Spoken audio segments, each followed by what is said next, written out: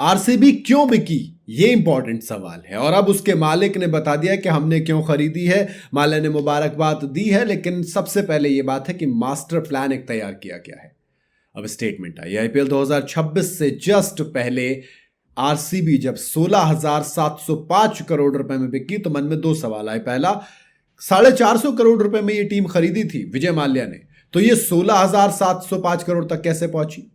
अब इसे Aditya Birla group, times of India group के चेयरमैन ब्लैकस्टोन और अमेरिकी स्पोर्ट्स इन्वेस्टर डेविड ब्लिट्जर ने खरीद लिया, तो सवाल उठा कि क्यों खरीदी गई है। हां, टाइम्स ऑफ इंडिया के ग्रुप के चेयरमैन हैं सत्यन गजवानी। इन्होंने आरसीबी खरीदने के बारे में बात की और उन्होंने बताया कि सुनो, हमारा इरादा इस टीम को पूरी दुनिया में एक ग्लोबल फ्रेंचाइजी बनवाने का है और इसीलिए हमने इसमें इन्वेस्टमेंट किया है। उन्होंने बताया कि इसकी पॉपुलैरिटी में इतने बड़े इन्वेस्टमेंट की एक वजह है। कहा कि आरसीबी मौजूदा चैंपियन है और आईपीएल की सबसे पॉपुलर टीम भी मानी जाती है। टाइम्स ऑफ इंडिया अपने पार्टनर्स के साथ मिलकर आरसीबी को पूरी दुनिया की स्पोर्ट्स इंडस्ट्री में एक बड़ा नाम बनाने की कोशिश करेंगे। यानी कि आरसीबी अब ग्लोबल होने वाली है। नई शुरुआत को लेकर एक्साइटेड है। कहा कि हम बैंगलोर और कर्नाटक के शानदार फैन बेस के साथ जुड़े रहेंगे। हम उन सभी खिलाड़ियों को, कोचेस को, लीडरशिप ग्रुप और फैंस के साथ अटैच रहेंगे जिन्होंने चैंपियनशिप जीतने वाला कल्चर बनाया। हम टीम को सपोर्ट करने के लिए बिल्कुल एक्साइटेड हैं, क्योंकि अब वो अपने खिताब को डिफेंड करने के लिए उतरने वाले हैं। उन्होंने अपने इरादे क्लियर कर दिए हैं कि हम इस टीम में आने वाले हैं तो कुछ भी चेंज नहीं होगा, सिर्फ आपको मालिक का नाम बदलाव मिलेगा और बाकी आरएमएन बिड़ला जो है, वो जो खुद राजस्थान से खेले हैं, वो इसके चेयरमैन बनाए गए हैं। तो कहीं ना कहीं इंटरेस्टिंग चीज है। अब आता हूं उस वाले सवाल पे कि 450 करोड़ वाली टीम 16,705 करोड़ तक कैसे पहुंची।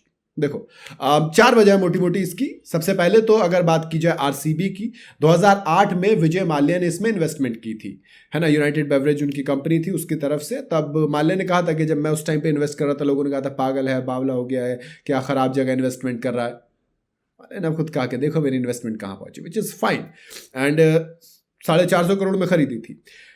उसके बाद 2016 में बिकी, यूएसएल ने इसको ले लिया, लेकिन उसके बाद जाते जाते इसकी वैल्यू हो गई अब 16,705 करोड़ रुपए, क्योंकि सबसे इंपॉर्टेंट चीज है कि डिफेंडिंग चैंपियन है।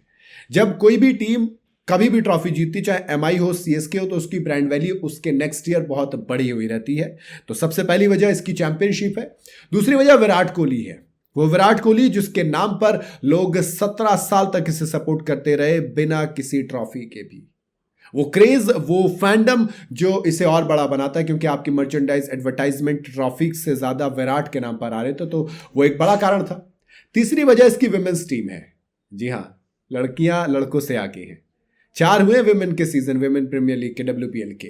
उसमें से 2 बार आरसीबी चैंपियन बनी, जिसने कि आरसीबी के ओवरऑल ब्रांड वैल्यू को बढ़ाया। और इस कंसोर्टियम ने, यानी कि 4 कंपनियों ने मिलकर दोनों टीमों को खरीदा है, आरसीबी मेंस, आरसीबी विमेन, यानी कि आईपीएल एंड WPL दोनों में अब यही ओनर है।